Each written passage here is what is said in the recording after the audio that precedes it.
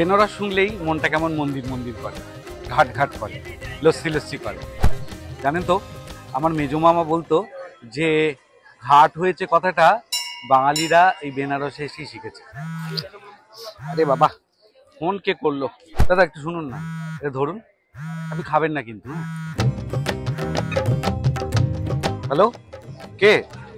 আরে একেন বাবু, হ্যাঁ। সামনে যে বড় বিপদ। বিপদ? আবার? হ্যাঁ, আর বলছি কি, তাহলে কি রাজস্থানে মরীচিকার পর বেনারসে বিভীষিকা?